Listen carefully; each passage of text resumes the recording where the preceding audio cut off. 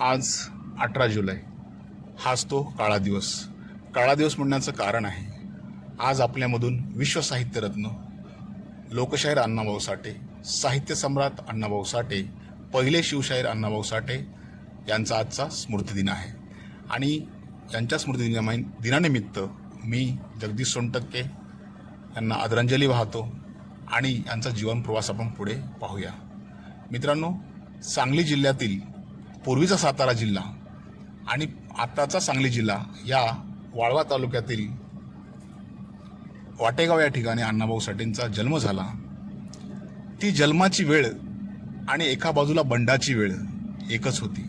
बंड असे की त्यावेळेस इंग्रज सरकाराच्या विरुद्ध, या विषमतेच्या विरुद्ध वीर फकीरांनी बंड पुकारले होते आणि त्यावेळेस त्यांनी भेडसगावचा खजिना लुटला होता. त्या खजिनाचे काही सुरती नाणे आणि धान्य फकीरांनी गावामध्ये वाटले होते. पण सुरती नाणे सगळ्यांना वाटल्यानंतर काही सुरती नाणे अण्णाभाऊच्या आईला फकीराने दिलं होतं. दिल्यानंतर फकीरा बोलले होते की बाळा, तिची काळजी घ्या आणि हा मुलगा पुढे काहीतरी करेल, अशी फकीरांनी त्यावेळेस त्यांचे वाक्य होते आणि घडलं तसंच. पण ह्या विषमतेवर आधारलेल्या जात व्यवस्थेमध्ये वाटेगावच्या ठिकाणी गावाच्या बाहेर हे मातंग समाजाची वस्ती होती. बहुसंख्य लोक, दलित शोषित लोक तिथे राहत होते. त्याच वेळेस अण्णाभाऊ साठेंचा जन्म झाला. जन्म 1 ऑगस्ट 1920 रोजी. आणि ह्या ठिकाणी जेव्हा जन्म झाला तेव्हा अत्यंत गरिबी, अत्यंत हालापेशीचे दिवस आणि यातून अण्णाभाऊचं जडणघडण होत गेलं.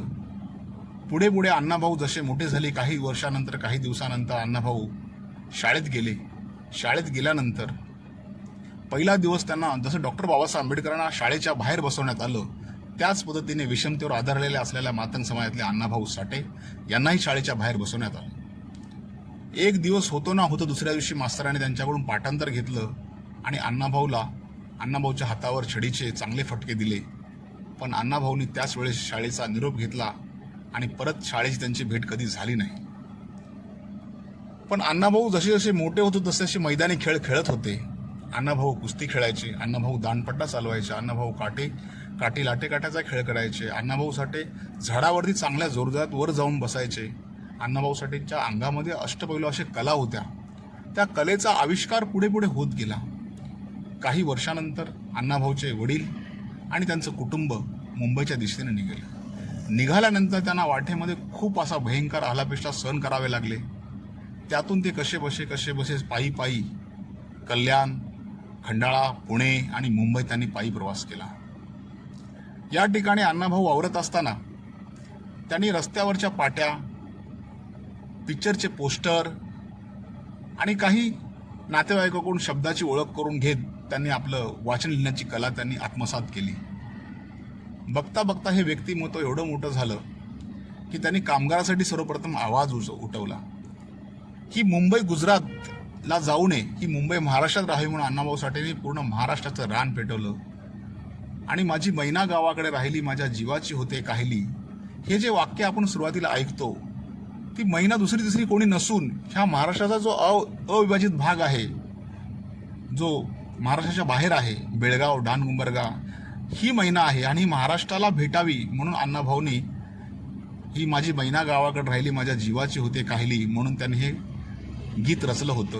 आणि ते अजरामर गीत आहे, आजही सर्वांना सर्वश्रोत आहे. ही मुंबई महाराष्ट्रात यावी म्हणून अण्णाभाऊंनी बहुसंख्य प्रयत्न केले.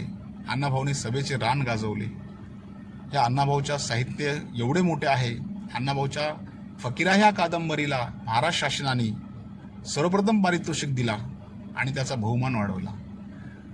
फकीरा ही कादंबरी अण्णाभाऊंनी डॉक्टर बाबासाहेब आंबेडकरांच्या चरणी अर्पण केली आणि सांगितलं, जग बदल घालून घाव मला सांगून गेले माझं भीमराव. एवढं आपल्या सगळ्यांना माहिती आहे. पण पुढे अण्णाभाऊ म्हणतात की एकजुटीच्या रथावर दोघे मिळून आरूढ होऊया. याही वाक्याकडे मला आपल्या सर्वांचं लक्ष वेधण्याची इच्छा आहे. जेव्हा अण्णाभाऊच्या ह्या कामगाराचा आवाज, कामगारावरती लिहिलेलं साहित्य आणि स्त्रियांच्या, शोषित स्त्रियांच्या ज्या काही घटना आहेत त्या अण्णाभाऊने आपल्या साहित्यामध्ये लिहिले. अण्णाभाऊने निसर्गाचं खूप चांगलं असं वर्णन केलेलं आहे, जसं जणू काय हा निसर्ग आपल्याशी बोलतोय. आणि जेव्हा अण्णाभाऊचं साहित्य आपण वाचायला घेतो तेव्हा तशाला तसं चित्र आपल्या समोर उभा राहतं. ही अण्णाभाऊच्या लेखनाची एक अजब अशी एक कहाणी आहे आणि कथा आहे असं म्हणता येईल, सत्यकथा आहे.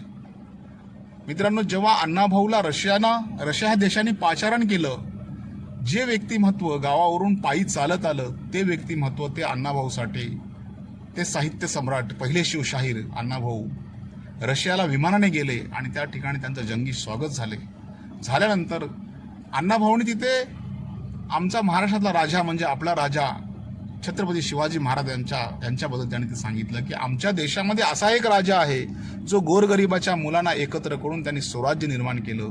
छत्रपती शिवाजी महाराजांचा पहिला पोवाडा त्यांनी रशियामध्ये गायला. छत्रपती शिवाजी महाराजांची पहिली माहिती त्यांनी रशियामध्ये सांगितले, म्हणून ते पहिले शिवशाहीर मला इथे असं म्हणायचं आहे.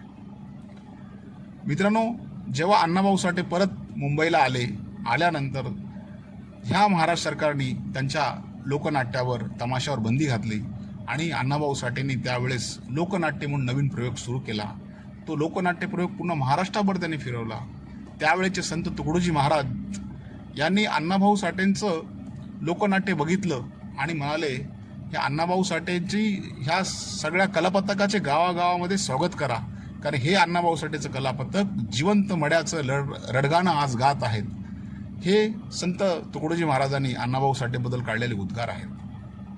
अण्णाभाऊ साठेंची आठवण करून देत असताना ज्या फकीराच्या बंडावरती अण्णाभाऊ साठेचं जे जडणघडण झालं, तीच फकीरा कादंबरी अण्णाभाऊने लिहिली. वारणेचा वाघ ही कादंबरी अण्णाभाऊने लिहिली. साताऱ्याची तरा, टिळा लावते कुंकाचा, असे अनेक कादंबऱ्या अण्णाभाऊने लिहिलेल्या आहेत. तर मित्रांनो, अण्णाभाऊ साठेंचं व्यक्तिमत्व फार मोठं आहे. जगदीच्या वाणीतून यूट्यूब चॅनलमध्ये व्यक्तिमत्व मांडत असताना मी माझ्या परिवारातर्फे आणि यूट्यूब चॅनलतर्फे मी त्यांना पुन्हा एकदा आदरांजली वाहतो. नमस्कार.